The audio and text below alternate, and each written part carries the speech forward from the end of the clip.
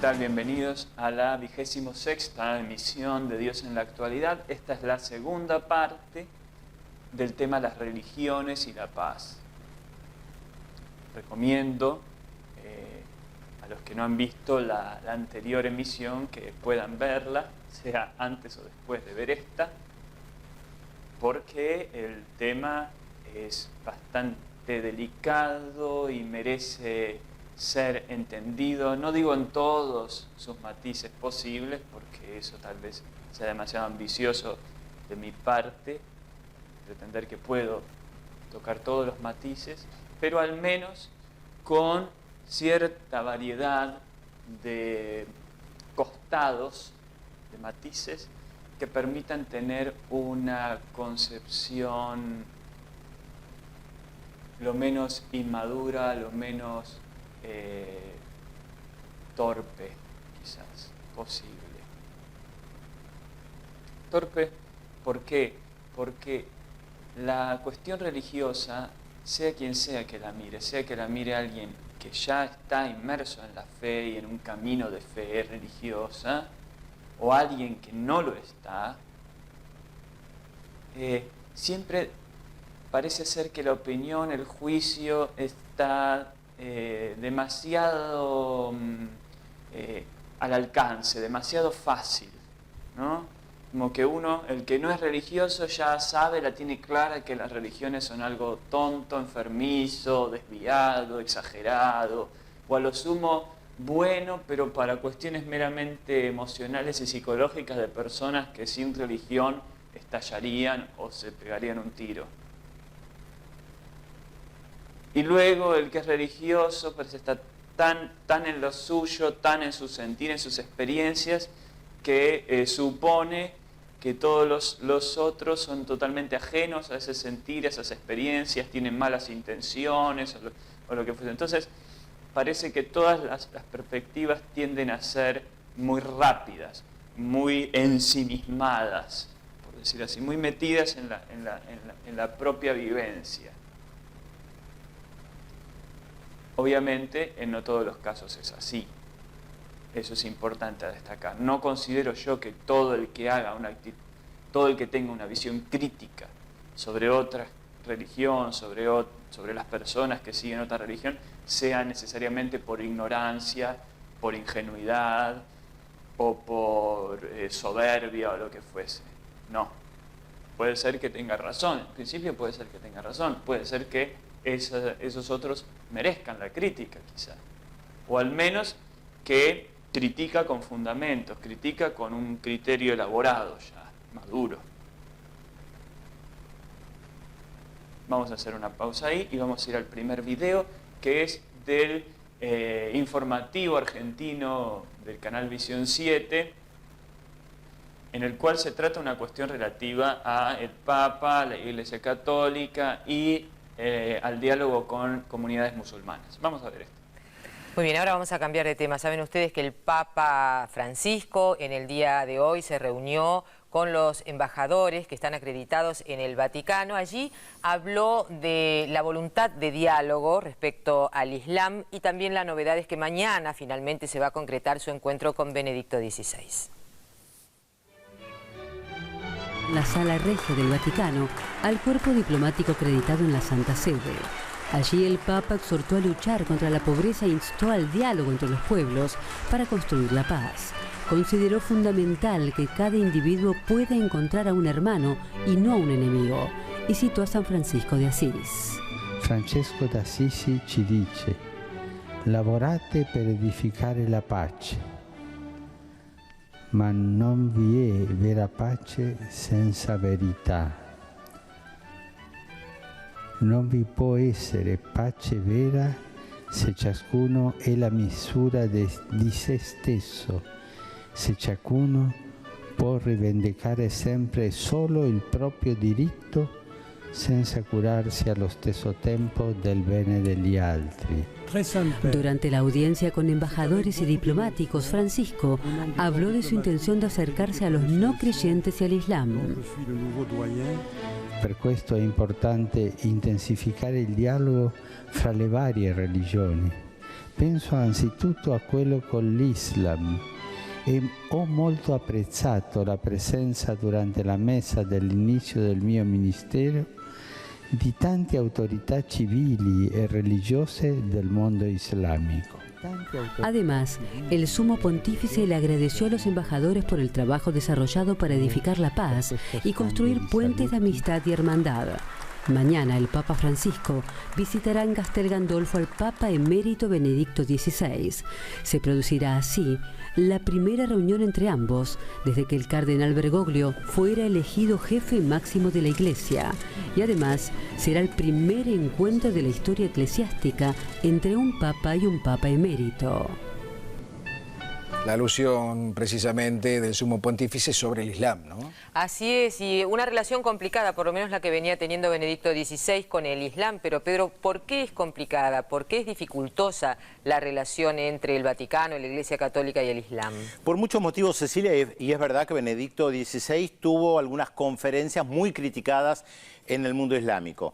En primer lugar, hay que decir una de las cosas que plantea el Papa Francisco, y lo que plantea un problema también es con quién encontrarse. No hay un Islam uniforme y el Islam no tiene una institución similar al Vaticano. No hay una cabeza del Islam con quien encontrarse. También es verdad que uno podría decir que fuera de la Iglesia Católica que tiene el Vaticano hay muchas otras iglesias. Sin embargo, la Iglesia Católica tiene un peso fundamental en el mundo cristiano.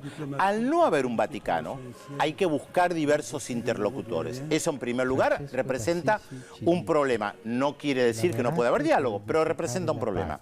En segundo lugar, hay algo que tiene que ver con la historia, la relación entre el mundo occidental y cristiano. Nosotros hemos utilizado mucho la expresión mundo occidental y cristiano con el mundo árabe islámico, porque el colonialismo que ocupó, dividió y sojuzgó durante décadas a gran parte del mundo occidental, del mundo árabe e islámico, se hizo también como sinónimo con el catolicismo o con el cristianismo. Por lo tanto, para el mundo árabe islámico, la ocupación colonial era sinónimo del mundo occidental y cristiano. Y todo aquello que cometieron las potencias coloniales, las matanzas, las masacres, creo yo que la Iglesia no pidió perdón respecto de lo que pasó. Por lo tanto, hay una historia compleja. Además, hoy en día, en muchos países de mayoría musulmana, hay grupos minoritarios cristianos que en algunos de ellos tienen problemas. En algunos son perseguidos, en algunos hay enfrentamientos. ¿Hay enfrentamientos entre grupos religiosos? Sí, por ejemplo, en Egipto, a mí me tocó vivirlo en carne propia después de la caída de Mubarak hace 2 años. Justamente había enfrentamientos entre musulmanes y coptos, que son una de las vertientes dentro del mundo cristiano. Enfrentamientos respecto de las minorías, respecto a los derechos que tienen la minoría. Entonces, acá veíamos varias cosas, la dificultad que se dice tiene el Vaticano en el diálogo con el todo de la comunidad de creyentes musulmanes mundial, porque está dividida en grupos, tiene distintos líderes, distintas corrientes. Entonces, en principio, habría que hablar con todos los líderes de las distintas comunidades. No hay una cabeza que dirija la general, digamos. Bueno, luego está esto que se menciona, que menciona el periodista, de un pasado, una historia de conflictos, de guerras, de intercambio de maltrato, por decir así. Se dice que en los tiempos de las colonizaciones, en África y demás, el maltrato a musulmanes, la muerte, estaba en manos de los que, al menos nominalmente, de nombre, eran cristianos. Entonces, esta asociación, que podría tenerla tal vez un indígena en América, esta asociación de maltrato, violencia, tortura, opresión con el cristianismo. Entonces, queda como, al menos en el inconsciente, cristiano sinónimo de opresor, invasor y maltratador. Luego lo otro, se dice, estos países, especialmente estos países musulmanes del Medio Oriente y de África, en los cuales de parte del Estado mismo hay una opresión, una persecución, cárcel, torturas, proscripciones, muerte de cristianos, sean católicos o de otro grupo cristiano. Bueno, el Papa se manifiesta muy interesado en que haya diálogo, en intensificarlo.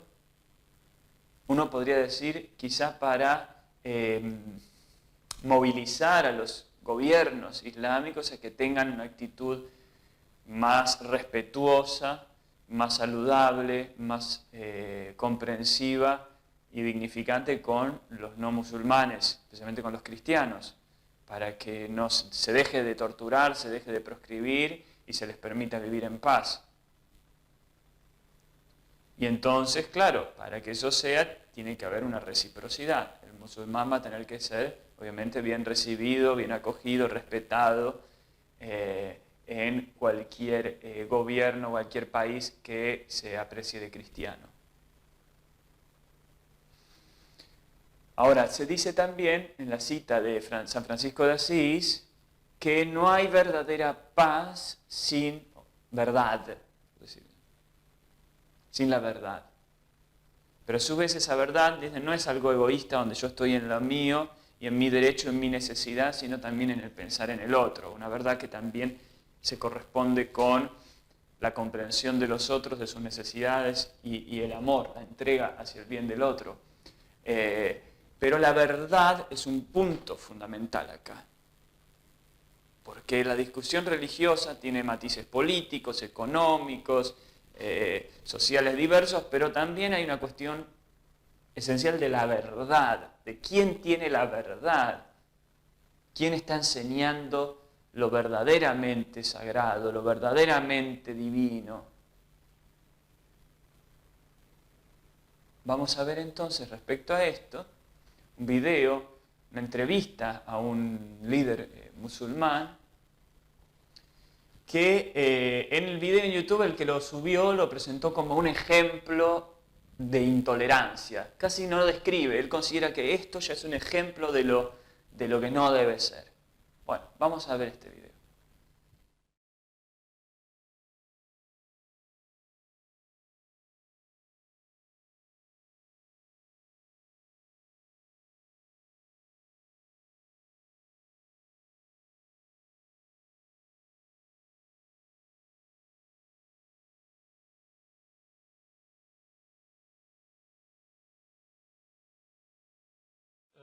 एक गैर मुस्लिम है और इंडिया से उर्दू जानते हैं, समझते हैं। उन्होंने सवाल पूछा है कि क्या इस्लामी रियासत में हमें अपने मजहब की तबलीग की और अपनी इबादतगाहों की तामीर की इजाजत होती है? अगर होती है तो फिर सऊदी अरेबिया में और दूसरे इस्लामी मुल्कों में चर्च बनाने की परमिशन क्यों नहीं मिलती, जबकि आप मुसलमान लंदन और पेरिस में अपनी मस्जिदें बनाते हैं?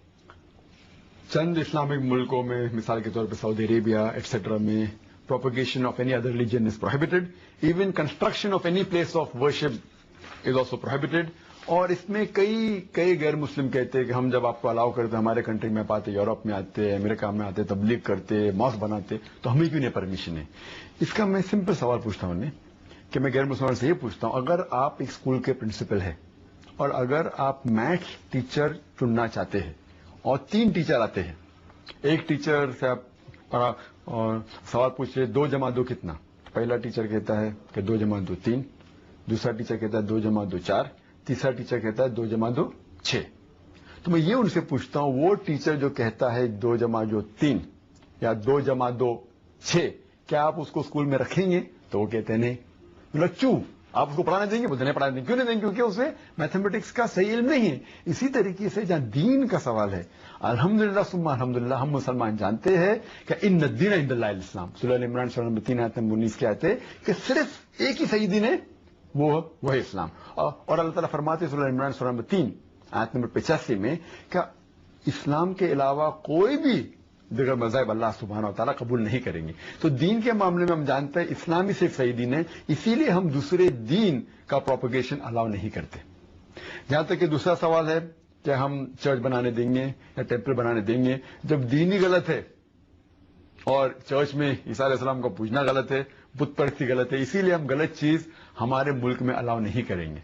लेकिन ये सिर्फ सऊदी अरेबिया और चंद ममालिक है, सब मुस्लिम कंट्रीज को नहीं मानते। ये थोड़ी सी बात जो है, यानी वो तो समझ रहे हैं कि उनका मजहब ठीक है जी, और हम भी समझ रहे हैं कि हमारा मजहब ठीक है, गैर मुस्लिम समझ रहे हैं उनका मजहब ठीक है।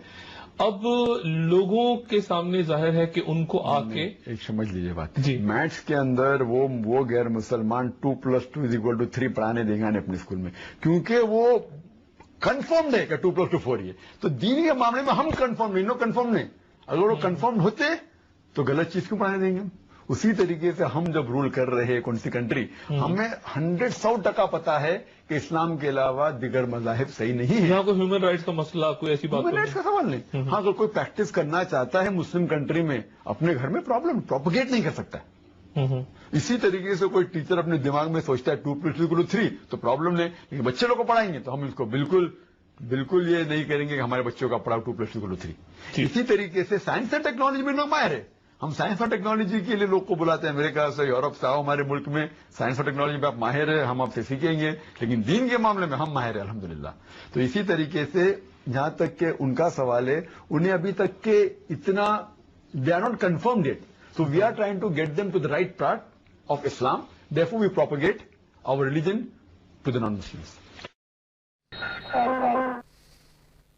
Muy bien. Este video está puesto en el internet, subtitulado por una persona o unas personas que son críticas, muy críticas de la postura de este líder musulmán.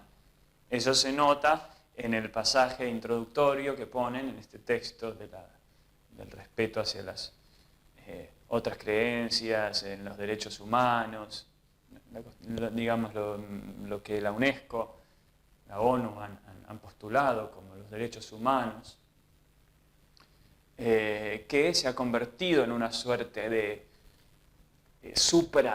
supra-religión, ¿no? Como si fuese una suerte de religión natural, de una conciencia universal de lo que es justo y bueno independientemente de las religiones. De modo que esto puede ser el eje fundador de cualquier constitución republicana y democrática del mundo, en principio. Bueno, y se ve también en los subtítulos como, por ejemplo, están usadas las mayúsculas. Dios, cada vez que menciona Dios, el musulmán se pone con minúscula, se pone con letras grandes, cuando dice única religión verdadera, ¿no? Bueno, hay una intención obviamente de hacer resaltar ciertas cosas y de mostrar a este hombre como un sujeto peligroso, enemigo de los derechos humanos, enemigo de la libertad religiosa de la que se hablaba en la misión anterior. Pero si uno se fija atentamente, creo yo, va a encontrar coherencia. Va a encontrar coherencia. Pensemos, una comunidad de personas creyentes en un camino religioso, realmente creyentes en la profundidad y en la verdad de ese camino, por lo cual asumen que es la verdad sobre las cosas esenciales del alma, del espíritu, de la salvación, de la vida eterna, del conocimiento de Dios. Por tanto, esto merece ser difundido, creído y vivido. Claro, entonces dicen, bueno, vamos a fundar en este territorio, vamos a tratar de tener un territorio para generar toda una comunidad, una vida, una civilización centrada en poder vivir, practicar y creer nuestra fe, nuestra religión completamente, sin perturbaciones, sin interrupciones, que esta cultura florezca en su pureza. Para eso deben evitar que la conciencia social sea corrompida, contaminada con creencias equivocadas, con cultos equivocados, con maneras no debidas de servir a Dios. Bueno, ellos dicen para poder tener esto tenemos que tener ciertas regulaciones, tenemos que tener ciertas leyes, cierta forma de controlar y de supervisar qué se enseña, qué se habla en las calles, qué se transmite, qué es lo que se dice en la televisión pública, en las escuelas sobre Dios y demás. Así como hoy día en nuestras sociedades no está bien visto, no se permite que, por ejemplo, en una escuela pública un maestro les diga a sus alumnos que Dios existe y que su Hijo Jesucristo vino al mundo para darnos salvación, porque eso sería una prédica puramente religiosa y está prohibido que en una escuela un maestro hable eso. En cambio, sí está permitido que diga, por ejemplo, no sé, que el universo comenzó con el Big Bang. Asimismo, en ese otro país está prohibido que se enseñe algo que sea contrario a la revelación del Islam que supervisan los líderes religiosos de ese país. Ahora, dice, que los otros gobiernos, que las otras naciones tengan tantas dudas respecto a su propia fe, en el caso cristiana, por ejemplo, que por eso permiten que se prediquen innumerables otras cosas en su territorio y que se genere una especie de caos de creencias en sus naciones, problema de ellos. Problema de ellos. Nosotros, los musulmanes, podrán ir ahí, podrán generar la semilla de la enseñanza del Islam entre ellos, y allá ellos, si no tienen la seguridad suficiente como para discernir qué es verdadero y qué no, y incentivar la difusión de lo verdadero y proscribir la difusión de lo falso. Muy bien, vamos a hacer hasta ahí el comentario, vamos a continuar, vamos a ver otro video que tiene que ver con los musulmanes y que es, que dice líderes religiosos piden, en este caso es en Europa, en la ciudad de Bruselas, en Bélgica, bueno, piden esta convivencia pacífica. Vamos a ver. Nous sommes ici pour dire oui au vivre ensemble, oui au respect mutuel. En protesta por los recientes ataques terroristas de carácter yihadista en Francia y Bélgica, líderes religiosos de diversas creencias han decidido marchar juntos por las calles de Bruselas. Unas 4.000 personas acompañaron a los religiosos, todas ellas con el mismo mensaje de paz y hermandad. Vous êtes tous des frères et vous êtes tous des gens aimés et qui avaient une mission pour rendre cette terre habitable. Ça vaut la peine. Las monjas católicas también quisieron aclarar algunas cosas respecto a la religión en general y cómo se interpreta. Ceux qui emploient la religion pour la violence ne sont pas de vrais religieux. Les musulmans violents ne sont pas des vrais musulmans. Ils caricaturent leur religion. Et les chrétiens violents ne sont pas des vrais chrétiens. Ça, c'est... La marcha fue, como estaba previsto, pacífica. Musulmanes y cristianos, todos ellos tenían un mismo mensaje. Le plus important que chacun avec sa religion, comprendre les autres religions et respecter les autres religions. Ouais, mais c'est difficile quand même. Mais il faut... Ouais.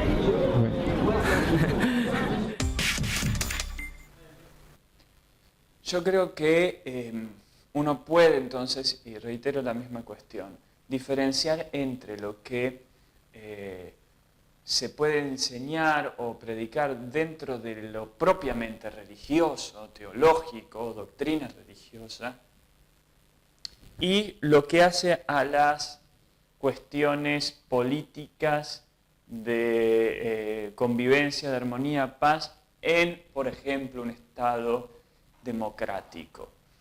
Ahora, hay muchas cuestiones acá que pensar. La cuestión de la violencia o del respeto. A mí me parece interesante el ejemplo que daba el musulmán anteriormente con lo del profesor de matemáticas. Un ministro de educación, un ministerio de educación, un Estado o el director de una escuela tiene un criterio de lo que merece ser enseñado y lo que no. De lo que es útil en la educación y de lo que no. De lo que es saludable y de lo que no. Y en base a ese criterio designa a los docentes, arma las currículas y demás. Entonces, una sociedad, una nación, y los que la lideran especialmente, sea en el sistema que sea, incluso en el democrático, tiene un criterio de valores, tiene un sentido de lo que conviene y de lo que no. Y hay en todas un uso de la violencia, más o menos legitimado, más o menos legalizado, más o menos potente y destructivo, pero lo tiene. Y ese uso de la violencia está en línea con un criterio de valores. Puede ser el uso de la violencia simplemente con decir, no, acá no se permite esto. Y obviamente cuando alguien insiste, tal vez terminen enviando a la policía para que lo saque a la fuerza, como se dice. Entonces la violencia siempre está. La pregunta es, ¿cuál es el criterio? ¿Qué cosas merecen ser tratadas con cárcel, por ejemplo? ¿Qué cosas merecen ser tratadas con multa? ¿Qué cosas merecen ser tratadas con represión, con condena de muerte? ¿Cuáles van a ser nuestros criterios de valores? Entonces acá está la pregunta. El que el otro esté predicando que no hay un solo Dios, sino que hay cientos, o que no hay ningún Dios, o que existe el pecado, que no existe el pecado, ¿qué tan grave es? ¿Qué tan peligroso es? ¿Qué tan problemático es? Bueno, ahí cómo damos respuesta a eso es muy importante. Y ahí cada uno establece un criterio. Y una sociedad y un Estado va a tener que establecer un criterio. Vamos a continuar con los videos. Vamos a ir a uno que habla de un aumento, se dice, de la intolerancia en Brasil. Vamos a ver qué sucede en Brasil. En Mato Grosso do Sul, 46.000 indígenas ocupan menos de 0,2% de las tierras, mientras que el 83% es ocupado por monocultivos del agronegocio.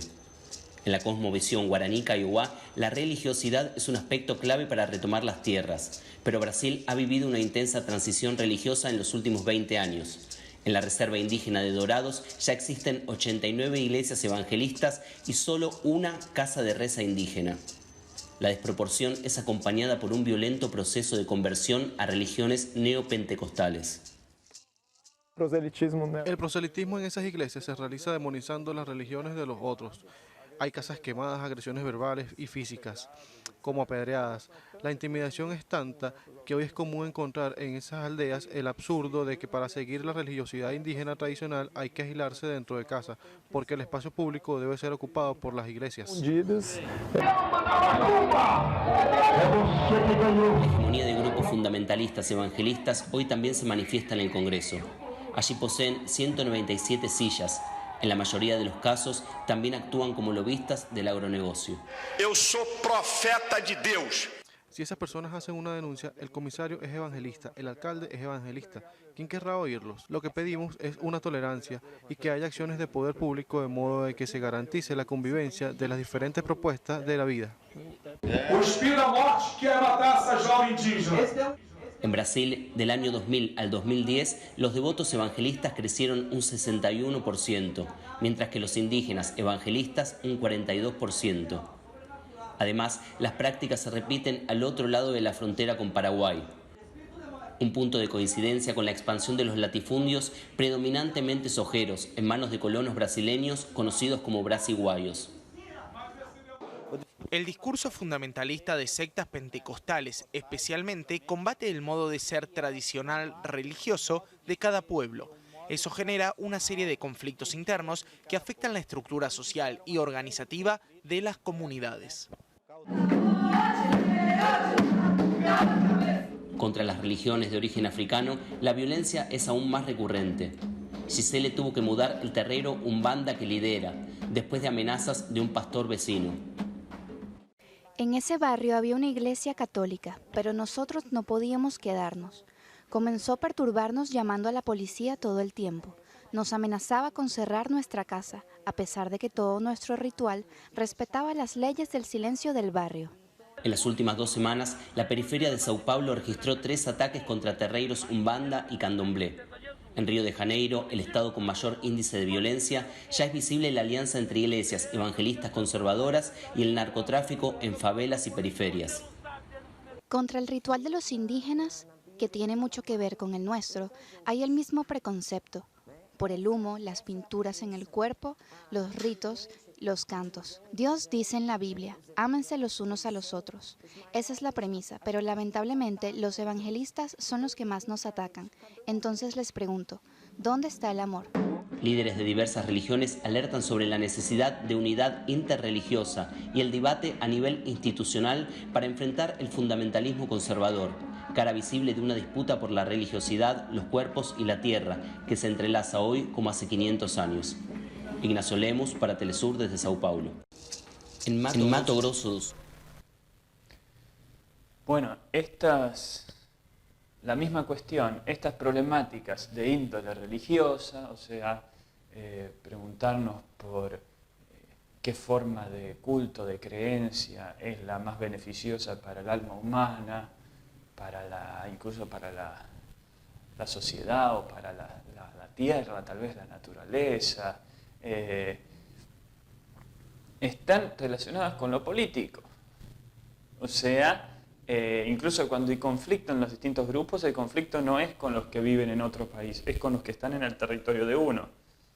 Por una sensación muy compleja de si es bueno, es sano, conviene que estas personas hagan lo que hacen en nuestro territorio, en nuestra nación.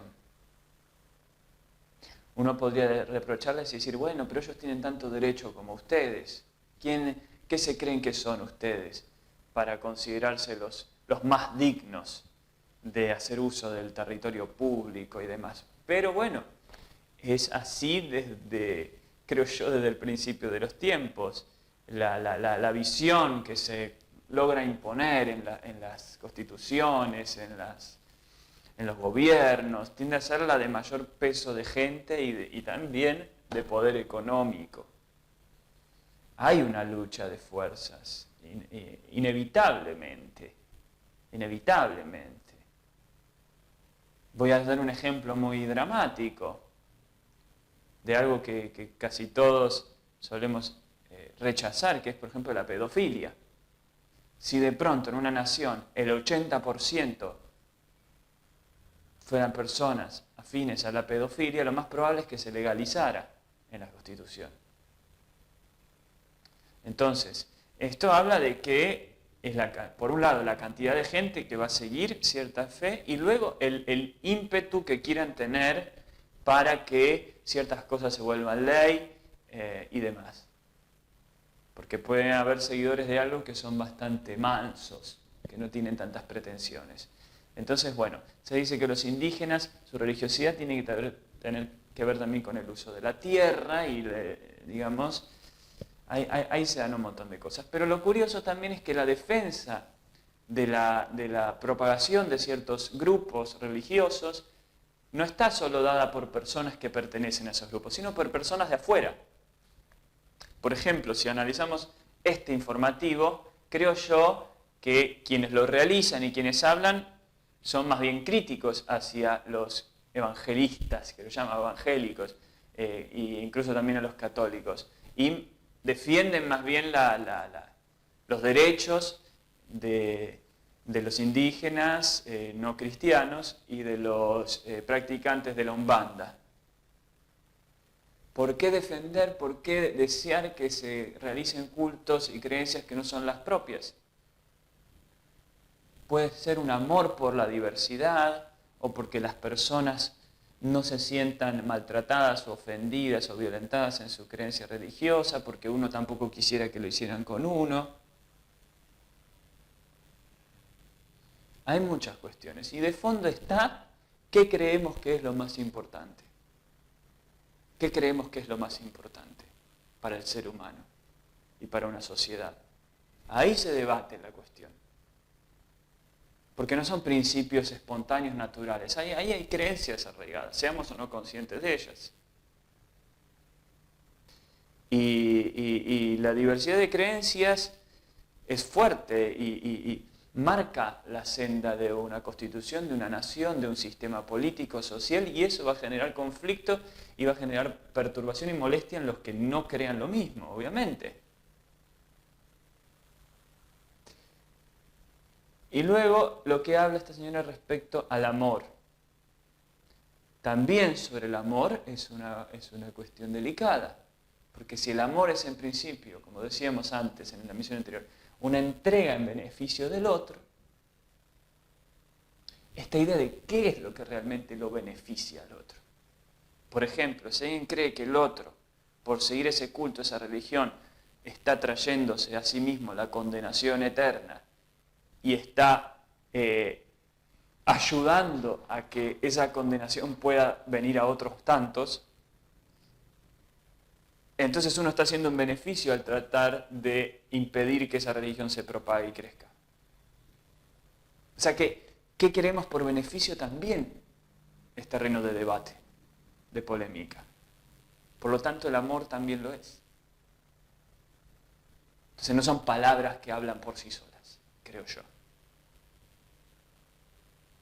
Vamos a continuar ahora con la cuestión de los indígenas, porque acá hay algo muy llamativo que se dio con chamanes peruanos, se dice, en relación con la política, con Venezuela. Vamos a ver este video.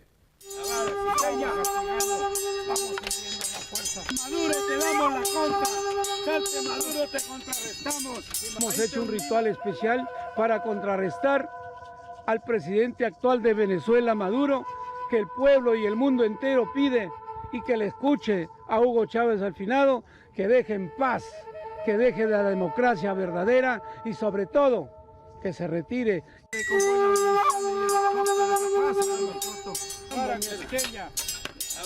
Toda fuerza de venganza, de destrucción, de guerra, de odio. Hemos venido a hacer un ritual especial por la paz entre Estados Unidos y Corea del Norte, porque están utilizando todos los mejores armamentos modernos, pero el mundo, sobre todo, pide paz y no hay conflictos, guerra, destrucción, matanza. ¡Viva la paz! ¡Viva la paz! ¡Viva la paz! ¡Viva la paz!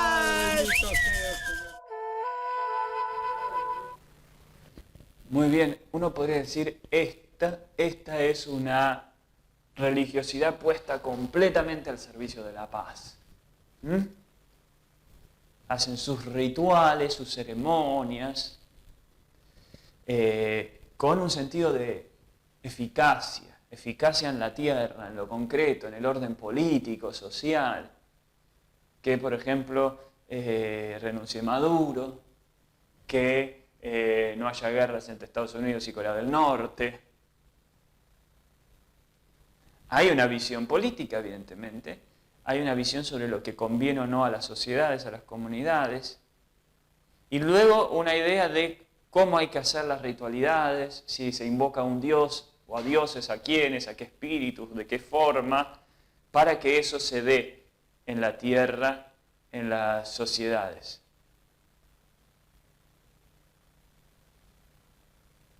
Bueno, ahí también uno dice, pero los que quieren que Maduro siga por la razón que sea, que siga como presidente, van a decir, estos están moviendo fuerzas misteriosas quizás, o lo que sea, para que caiga Maduro, y tal vez es por culpa de gente como esta, tal vez otra clase de chamanes o quienes fuese, que Venezuela está como está, que Maduro no tiene buenas ideas porque le están haciendo trabajos raros llámese brujería o lo que fuese. Entonces esta gente no tiene que seguir a hacer eso, hay que prohibirles que sigan haciendo esos rituales. Bueno, acá se presentan entonces todas estas cuestiones con las religiones, con la paz, con la idea que podamos tener sobre la paz, que también tiene que ver con qué creemos sobre la vida. El que considera y cree que la vida es solo un paso, una prueba, un examen casi para la eternidad, para el vuelo de eternidad del espíritu, para su destino eterno, entonces considera que hay algo más importante que solo vivir y vivir tranquilo en una sociedad, sino que es estar espiritualmente alineado con la verdad eterna y con la luz y con la justicia y con la revelación de Dios, si se quiere, con la voluntad de Dios. Entonces, al defender eso como el valor último, va a poner en crisis algunas otras cosas. En fin, ¿a qué voy con esto? también que al haber tantas diferencias y ser tan problemático, uno puede encontrar, por ejemplo, en YouTube, videos desde el cristianismo, por ejemplo, especialmente desde el cristianismo protestante, pero también católico, críticas hacia los encuentros interreligiosos, ecuménicos, que puede protagonizar el Papa Francisco y otros. ¿Por qué? Ven en eso, por ejemplo, el principio de lo que se llama el nuevo orden mundial o una religión mundial que termina rechazando lo esencial del cristianismo y de cualquier otra de esas religiones por algo puramente humano o incluso diabólico, que puede traer cierta paz, pero que va a ser dañoso para el alma, para el espíritu, para la eternidad. En fin, lo que mencionábamos la vez pasada respecto a las utopías, acá vemos que una misma visión, por ejemplo, la del diálogo interreligioso, la de la libertad religiosa, la del intercambio, la amistad, una misma visión que es utópica para algunos, o sea que es un ideal de armonía y de bienestar y de felicidad y es de lo mejor, para otros es distópica, es lo contrario, es una anti-utopía, es un estado de cosas oscuro, siniestro. Eso se ve en los videos, lo veía yo cuando buscaba este material, lo de Papa Francisco, comentarios muy elogiosos y decir qué genio, este es un hombre maravilloso, lo que está haciendo por la paz, por la fraternidad, y otros totalmente críticos, diciendo prácticamente este es el diablo mismo. Entonces acá se ve que no es algo indiscutible y espontáneo del ser humano defender esto. Es un territorio que va a generar siempre discusión y conflicto. Y tal vez, pienso yo, es propio del tránsito por esta tierra, por este mundo, el conflicto. Cada uno verá, examinándose a sí mismo, examinando las cosas, cuándo el conflicto va a estar realmente justificado y cuándo no. Cuándo es dable, es bueno evitarlo y propiciar la paz y el buen trato y la comunión. Cuándo las cosas se pueden resolver con diálogo, cuándo ya no. Cada uno verá y cada quien será responsable luego de lo que diga y de lo que haga.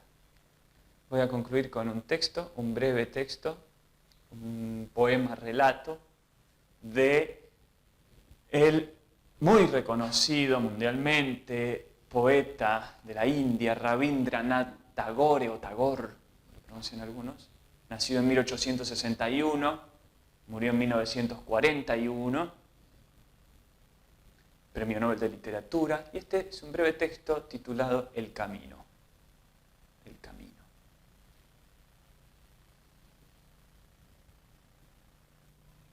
Allí donde existen los caminos, pierdo mi camino.